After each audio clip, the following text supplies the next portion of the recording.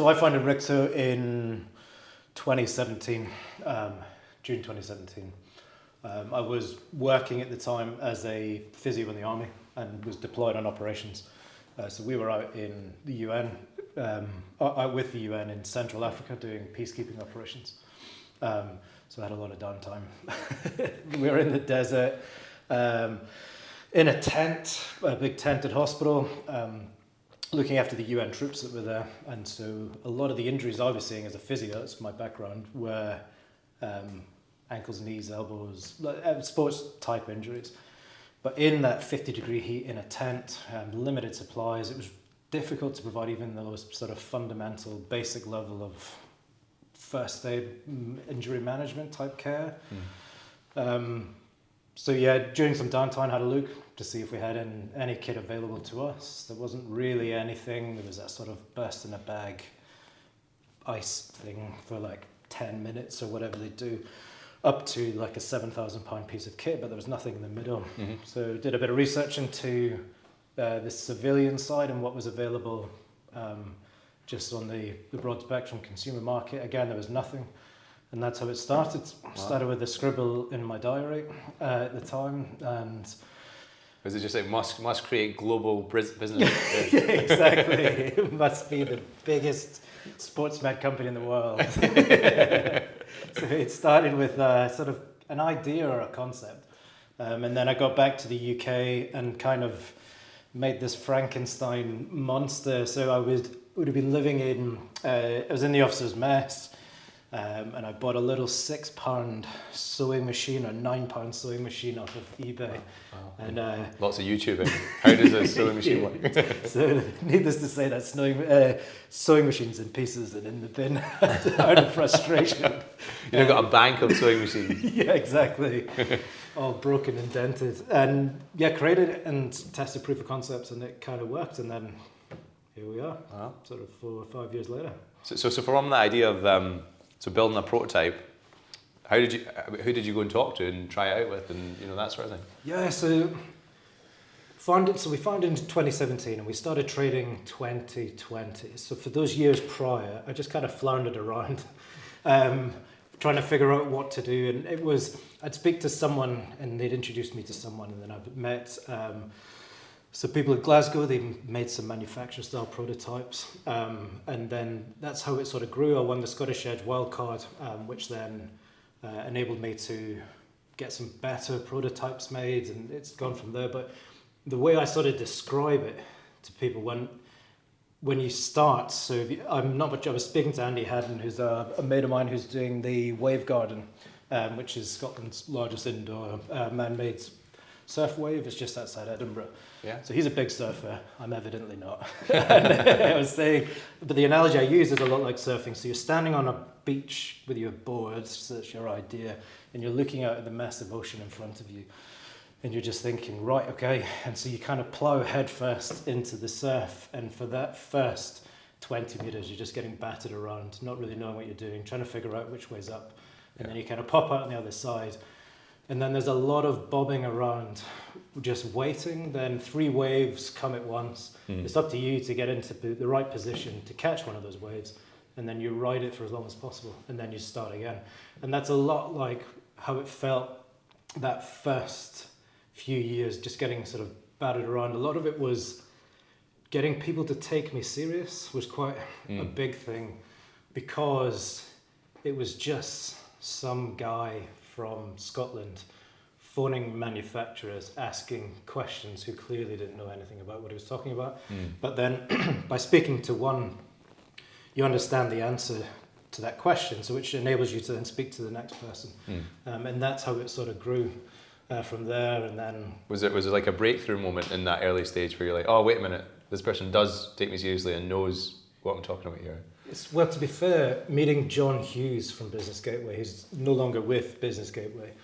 But even like I was trying to get through, and I first went through the process. I think it was my mum who told me you should have a look at them. So I thought Business Gateway was more to do with setting up local business, like Cameron's cookie shop or something. Yeah. But then I didn't realise it's all tiered. So I went down, filled in application forms, attended some seminars, and then the person I was introduced to said, actually, you need to speak to someone to level up, and John was great, and that was one of the moments where it was like I was banging on all those doors and finally it opened, because even just having a sympathetic ear was amazing, or to phone up and bounce, or being able to speak. So I mean, it's still, and even to this day, like you're still growing and you're trying to gain that confidence and belief, but the more traction you get, the better it comes. I mean, even now, speaking to customers, professional clubs, like it's all to do with credibility. Fair enough, you've won that award, fair enough, you've done that, but what does it matter to me? And so it's, there's still, I can't think of an actual breakthrough moment apart from that. I think for me, starting the business, it was the things you couldn't really quantify, like the introductions, like the very brief introduction, talk to that person, and then either they would be really valuable or they'd know someone that was, and eventually it made sense. But it's that old thing, like you couldn't have had that as a plan. That's like a connecting the dots, going backwards sort of thing, Yeah, so Rich, my business partner, he did that recently. So we were fortunate when the GB squad went out to Tokyo, the middle and long distance team purchased a load of our the Riixo cups for athlete recovery after running, but also using the heat before to get ready on that transition phase.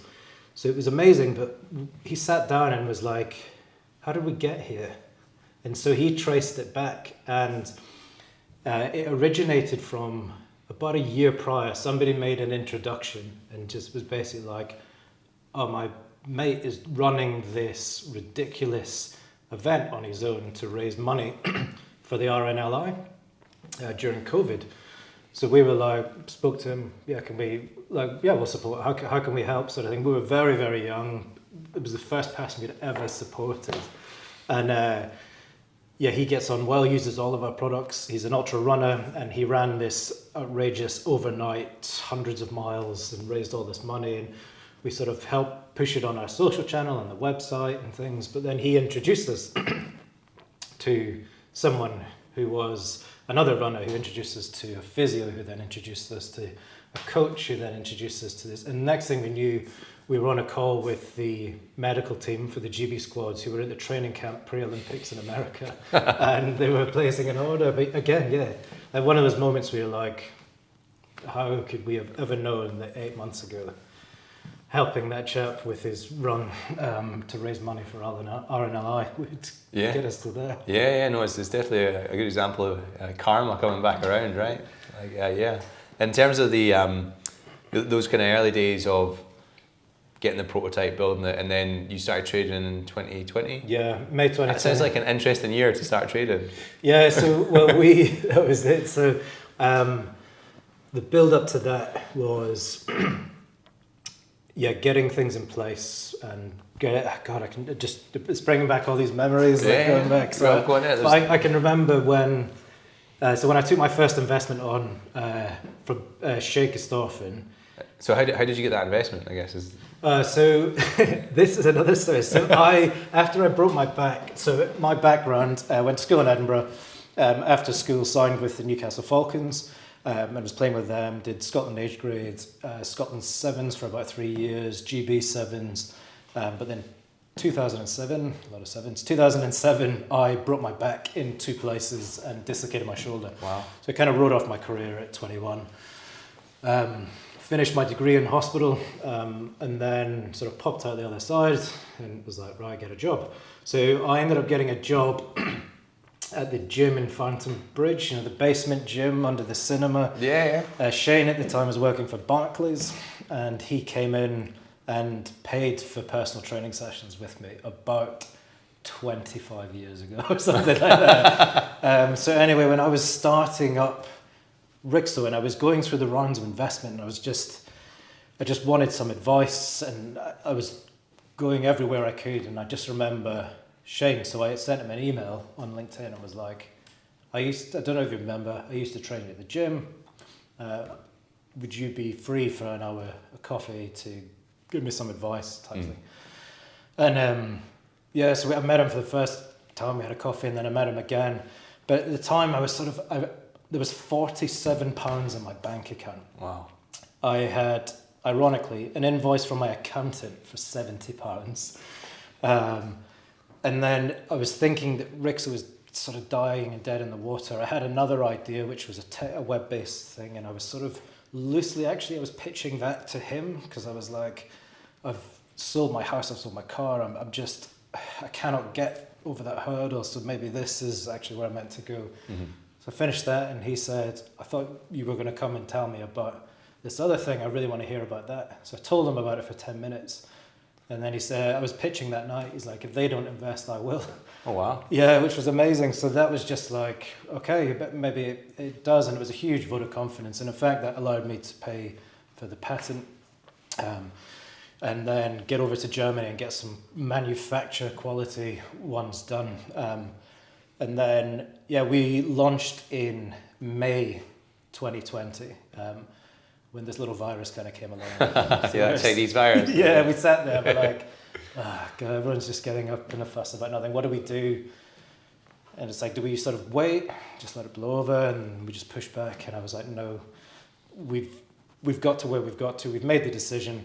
We launch now, and we sort of push through. And it was the best decision that was made. And yeah, it's been hard. I mean, immediately from the offset, we were then delayed 6 months in production, and Not just over in Germany, it was just everything. If you think raw materials and movements through, so the impact we've had. So we've had in our tender coronavirus, Brexit, and now this awful war in the Ukraine, and that impacted us because of the sanctions on Russia.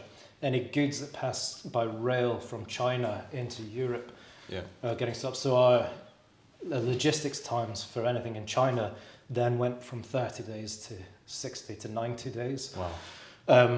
For us, we don't get anything done in China. It's in Germany, but there's one small raw material that they get from there, and it's stopped production. I think you told me last time, is that this tiny bit of so the cuff. we put little silicone dots, because our products are compression cuffs with a gel inside, and they fit different body parts. So we put little tiny silicone dots on the inside, like you get on hosieries, stockings and stuff, so I've been told. Yeah.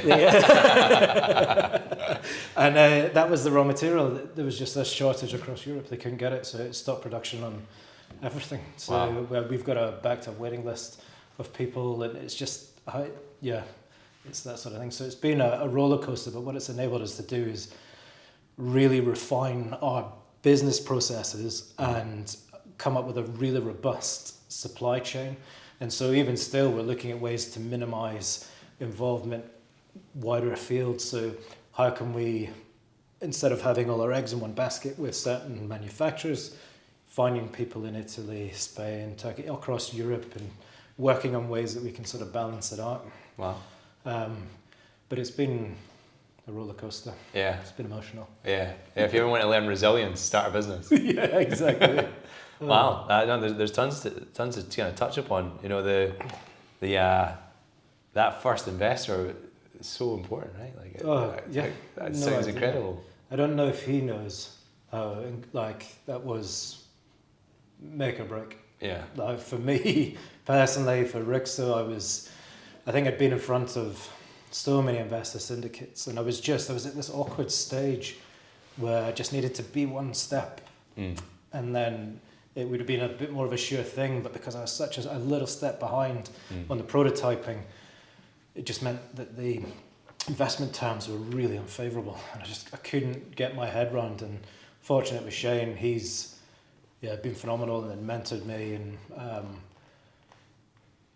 one of my first mentors was a chap called Jamie Fuller, who was the CEO of Skins. Oh my word, here's another story for you. So I sent him an email. I think this was the time just before he was about to leave Skins. I sent him an email. It was basically like, I just really want to sit down and hear your story, tell you a bit about mine. Mm-hmm. So I was in Edinburgh at the time. He was in London. So he was like, yeah, I'm free on Friday. Are you around? So I was like, yeah, I'm totally around. I wasn't. And then he's like, I'm free sometime in the afternoon, but I don't know when. So I was like, fine, not a problem. I'm totally relaxed. But what I did was I caught a flight at 6 a.m. and I sat in a cafe with a return flight booked at 8 p.m. and to wait because I wanted to speak to him. So he came along and he offered me an hour of his time. I ended up getting sort of 2.5 hours.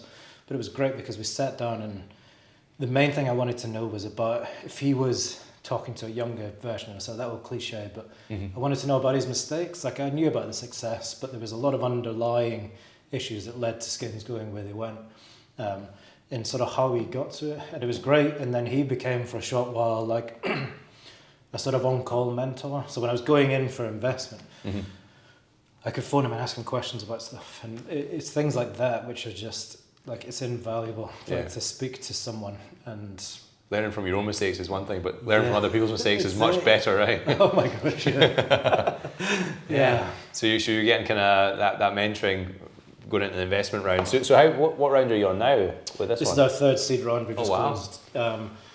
So Shane was the first. Rich, my co-founder, he invested second and works full time.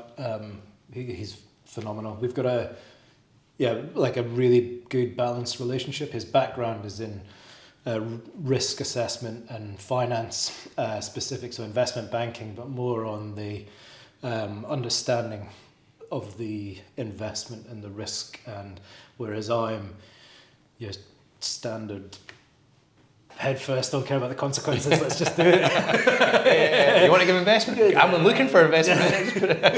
So very much yin to my yang. And so that's been phenomenal. And then this round that we've just closed, we weren't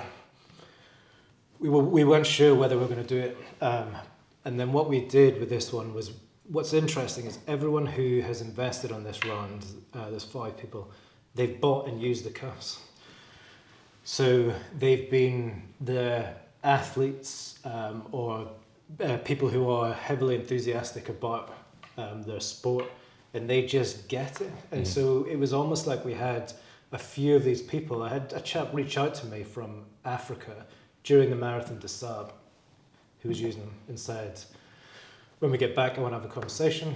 When you're doing an investment round, I want to invest. Wow. And so we sort of thought, okay, with this investment round, the capital is great, but it's mainly this network that's going to open up, because it's, okay, collectively as a team, what can we do? Like, where can we take this? And it's thinking about, don't want to go too heavily down sport, medical avenues, and we've got the expertise now, which is great. And it's the building block to take us to the end of the year, and that's where we're doing a sort of a big push for a large investment in order to then, the intention is to target 1 to 2 countries in the EU as well as America. And we've got some really interesting conversations over there already, which is great. Yeah, it sounds like a lot. Yeah. A lot to do at the same time. You get used to that in business, don't you? I'm actually 20 years old. So 50. I'll see you towards the end of the year with your walking stick and your grey hair. Exactly. So the one thing you mentioned there was about in the latest round of investment, it was all people that had bought and used Riixo cuff. That must be a big kind of stamp of approval for you that this is the right way to go. How do you engage with users of it? Do you have like user groups, or how do you get feedback on it? Yeah, so I a big one for us was we went down to the National Running Show in Birmingham it would have been start of the year in January. It was a big risk for us because it's a huge trade event. I mean, it's massive, like 30,000 people. So it was a risk in the first place because of COVID. But secondly, I emptied the bank account a session later to pay for it. But it was like, we'd had 2 years of not being able to stand face to face to people and talk to them. So we went down, doors opened. We were there's some big brands around us, off to the big brands, and we're standing there like, okay, let's do this. Yeah, but no, Pams are getting sweaty. It sort of opens at 9 or half 9, half 10, nothing really. And then I was doing a talk on the stage. When I came back from the talk, from 10 until 2 o'clock, I'd hired 2 people to help on the stand. We couldn't serve fast enough, but what was fantastic was people had travelled up who use it and wanted to see the new products and wanted to speak to us. Right. So I remember speaking to a customer, and it was phenomenal. it was really honestly, I was just chatting away, went in to do the sort of, oh, have you seen these? Do you want to try? And she just said, I've got everything. All I wanted for Christmas was Riixo. And I was just like, oh my word. Like, so stuff like that is amazing. But you're right, it's difficult, like getting the engagement. And so I listened to a podcast, The Masters of Scale, which is really good. But one of the things on the episode, I can't remember what it was, might be an Airbnb one. He went, early stage of Airbnb, they knocked on the door of every single person who was on Airbnb and sat down with them. So it got me thinking, and I've booked off a week end of this month where I'm going to phone every single person who's bought our cuffs and speak to them because it's the only way that I can truly understand where we are, what we can do right, what we can do wrong, what I can do to make you want to tell everybody about it. We don't have a physical shop, so we have to find other means. One of the things we are doing is attending a lot of events. And yeah, it's good, but it's that confidence, it's with the unknown, but it's great. We go in there, it's almost like you have to sort of predetermine what your KPI is, what your target is. So we don't go in there thinking, right, I'm going to make £50 million of sales. We go in there and it's like, fun. We want to get 2 connections and speak to at least 50 people. Okay. And so you go in there with a totally different mindset. Yeah, you have some stuff and you make maybe some sales that break you even. But the most valuable thing is speaking to people. Yeah. And finding out. So it changed the whole way that we market ourselves. So we went down so we chose sport first. We chose a calf cuff because we thought it would be easiest to market runners and finding the right demographic. But what we're finding is actually, I'd say 75, probably 80% of our customers, they're not injuries, it's niggles or long-standing conditions. So suddenly you're changing your mindset. Okay, we don't need to talk about what happens at a cellular level for ice and recovery and DOMs and performance. What we need to talk about is you are a dad who works crazy hours but loves running, but you've got this Achilles problem that won't go away. Yeah. That's what we need to be addressing. So it changes, okay, what's the message that we're doing? What's the message we're giving out? Really popular ones, the knee cuff, for a slightly older generation for osteoarthritis. But just because of the age, it doesn't matter. They might still be golfers. They still identify by their sport. They're still runners, golfers, whatever it is. And the main message that comes across is, I just want to be able to keep going. Yeah. So you're like, okay, yeah, that's exactly what we need to keep people up on their feet so they can keep doing the things they love doing, but done in a way that's affordable and convenient to use. And that's sort of what underpins everything that we're doing is, okay, does it hit those milestones, does it hit the markers? Yeah. So it's not like a super premium thing, it is for, everyone. Yeah, so the early motto that I had for the company is everyone's an athlete. Great. And it's because it's true, irrespective of if you are a pro-level athlete or doing your first 5K or 10K to raise money for a charity or whatever it might be, you're still an athlete in your own right. It's just the level that varies. And so now, the way I think of it with Riixo is I just want to make people better. So as an athlete, making you better is improving your performance. But if you're carrying an injury or a niggle, making you better is getting you back to doing the things you love. And that's everything that we do. It's all about that. I ran a small sort of questionnaire that I sent out to a lot of people and asked what the main things they were looking for. And so it was affordable, easy to use, and supported by evidence. And then the one that's come out of that is convenience. So it's making it that it's cost effective, which is actually it's more difficult than it sounds because we have the made in Germany, which has its perks and it has its protection on our part for the IP and stuff, but it comes at a higher cost per unit, and so getting that balance right, we've managed to get that balance, which is great, and they sit around the cost of a pair of running shoes. Fantastic. But I was once told I'd created the worst business model because I've designed a product that should last forever. Yeah, I can see that. Yeah. But it does, and that's where it's what comes off the side of that. So with Riixo, I aim to in the recovery space, or be one of the top 3 players in the world for sport and injury recovery. It's a hugely fragmented market. It's the fastest growing sector within sport, but yet it's a lot of individual companies doing something well, and a lot of them focus at the high end. So you've like a lot of snake oils and charlatans and gimmicks, or 7,000-8,000 pound bits of kit that the pro teams use. There's nothing really that sits in the middle, and that's where we want to sit.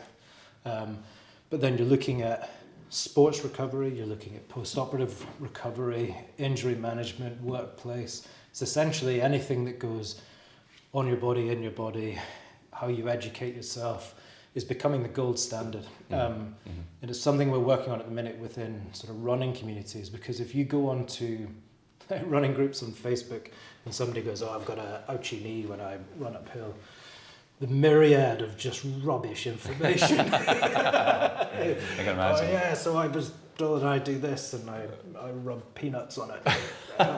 So it's getting a way that you can find digestible information from a source that you can trust. Yeah, I love your focus on end users. Like for us, it's end users in a tech space, but getting that feedback is just super important. It turns like a capable, good product to a great product, and that's where the value is, right? That's what people. That's where the value of the business is. That's where the value to the people are. It's that fine tuning at the end that a lot of companies miss out, or just expect to be good enough. Yeah. You know, we get that a lot with tech, where I worked on projects that maybe last like years, especially early in my career, and it would never go live in front of an end user until the end of the project. You're like, that's absolutely mad, right? You don't do it like that. It costs the world, and you've got no assurance over, is it really going to work? Yeah. Maximum risk. So it sounds like really similar the way we do things. But let's say delivering a mobile app or a platform or something, it's right. User feedback from design stage onwards, not at the end of the page, right? Like it's. And one of the big things I do with product development is ask existing customers, look, do you want to trial some stuff for me? I just need like no holes barred. But then the big thing is the ability to filter, because if you ask for feedback, you'll get feedback, but it's not always the type of feedback that you want. Yeah. You should add a strap here that goes over your shoulder, and it's like, or if it had an electrical bit, when we're designing products that don't require electricity, so it's like, so that's one of the big things. I always manage every complaint. Not that we get them many, but we've had some product issues or whatever, but anything that comes in, I handle it personally. And my aim is to try and turn every complaint into a positive review on the website or Trustpilot. Great. And it's just done. It's something I tried to implement, but I learned the hard way. Is just remembering the human element of what you're doing. So I mentioned that Rich and I we got a really good business relationship, and how we work together. I think it's fundamental, but that it wasn't always like that. So at the very, very start, we had some issues around positions in the company, allocation shares and stuff. It was to do with employee legal. It was this sort of myriad of bits that needed to fit together in order to do something which fundamentally was incredibly simple. Yeah. So I did what I thought I needed to do as the founder and the leader. Was I would read, and I was taking my emotion out of it, and I was thinking about, okay, I need to speak to lawyer here and do this very sort of clinical, whereas in fact the emotional attachment that was coming from Rich, all he wanted to do was just speak it, like get involved. So I handled it completely wrong, and it nearly it didn't cost us the working relationship at all, but it nearly caused a lot of friction. Wow. And so when I actually stepped back, I spoke to Shane and just said, I think I've totally mismanaged this. He recommended a book called The Hard Things About Hard Things. Yeah. Which was great. So I was doing about 4 books a month I listened to them on audiobook, but on like 3 times speed. Oh, wow, right, wow. I think I need to listen at half speed to take it in. It's just like, and so I went through that, and I was like, and so when I sort of stepped back, and I just phoned Rich, and I was like, I've totally mismanaged this.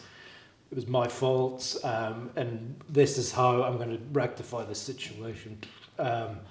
And just sort of took complete ownership. And then it made me think about everything. Like you hear these things about the customer first or staff first or whatever it is. And I think as long as you remember the human element to what you're doing. So when somebody sends you an email and they're a bit upset about something, the sizing's off or this or that, it's because they're investing in something that they want or need because of something that's going on. So it's my job and team's job to make sure that we hit that. So I'm not saying that the customer's always right, but equally it's, okay, if it doesn't work, so straight off the bat, you've got a problem, no worries. In the back pocket is a refund. But what can I do in order to facilitate that not happening? Even bad feedback, they're investing time to give you the bad feedback, where they could just ignore it, show it in the corner and never hear from you again and never recommend you, you know? Exactly, so it's just, and it's amazing what just picking up the phone does. So we do so much behind that blanket of emails or that sort of anonymity of sending an email, but you pick up the phone, it takes half the time and it gets resolved a lot quicker. And it's just, it's doing that. It's hard to say I get it right all the time, but I certainly try. It's that communication thing. It's ever since the kind of lockdowns, and you know, I think previously we were 5 days a week with the team in the office and seeing clients in real life, and we traveled quite a lot. And then it went, you know, all remote forever. And it's just a little thing. It's like 10-second conversations that make all the difference. I know. You know, when you say it on Slack, you know, when someone's asking you when do you want it done for, and just say, just ASAP. It's like, that's just like, in a Darren sense, that's like, whenever you can fit it in, but like to me, I kind of need it whenever, quickly. But on, you know, taking just in text, it's like, I need to drop everything. And actually, I had a day planned. Like, no, I didn't mean it like that. It's like, you know. No, and it's exactly that. So we have been working remotely. Rich and I, because of lockdown, he's done sort of Altrincham way, and I'm in Edinburgh. Right. But now that things have eased and lifted, it's the first thing we did. Okay, how can we work together? So 3 days a week, 4 days a week, shared office down there, and it allows us to. It's fine up to a point, like working separate, but there is a point where you need to be sat back to back in an office and just being able to do things and sort it out. Is it the two of you just now, or is the team growing? Or it's growing. So the way we operate is. And like a lot of places, because of until we've got guaranteed financial stability and revenue stream, it's minimizing risk on the company. So there's Rich and I full time, and then we have a series of external contractors that we work with, our agencies. And so we always work on a sort of 2-project basis before going on to a retainer. And that's purely because, again, learning from mistakes, we took some people on very early on a retainer, and they just weren't doing the work, and then they were charging us, and they didn't quite fit within the mentality of like the company. So we define it very early on, like when we're working with anyone new, is that we operate like a sports team. So we're on the pitch, I do something, you might challenge it. It's not that you're challenging me or my intellect or my idea, you're just giving me another point of view. And it's the same, I will often phone Rich and say, I've had an idea, I need to hear the counter argument to it. And so we almost had to explain it again, because historically we had it with someone who thought we were it was probably me personally going against, but all we were doing was, it's a sort of motto, challenge the experts. So you've got to challenge, okay, if that's what you're saying, but have you thought about this? And so we've had issues where we got burned financially. We got handed over a website that was like 60% done and stuff like that. So it happens, right? I think it's so difficult. For me as well, like kind of growing a business, and then you're looking for experience outside of your wheelhouse. Like for me, like marketing and that sort of thing, and it's just so hard to find the right partner or hire the right person, because you're not strong at that specific part of the business, right? So it's quite kind of hard lessons with it. It always costs you like lots of money. And you look back at, like, say your end of your account, you're like, did we spend that much on me making that mistake? And ultimately, it all comes back to like us, right? We're like, I made all those decisions. Definitely. But some of the mistakes I've made have probably cost us more if I just wait. One of the things I'm learning, I don't know about you, but how are you with patience? Like just being patient. Are you a patient person? I guess I'm fairly patient. I've got a coach, and I'm quite a kind of agreeable person until I'm not, and then like the whole world's wrong. So I'm working on that. So I've got lots of patience until like I don't have any patience at all. It's getting better now. I had no patience, and it used to culminate with me breaking the website. Well, you just like, let me log in, I'll sort this. It's just like, I need something small done. But it's like, if I email them, I don't know, it's a Saturday or something, it's just, yeah, I'm going in. Like, Yeah, just a text change, just can't go wrong. I know, but then suddenly it turns from a small project to a very big, urgent project on a weekend. So I tried to change the homepage, and it doesn't work on mobile. So it was funny actually, when we got the new one built,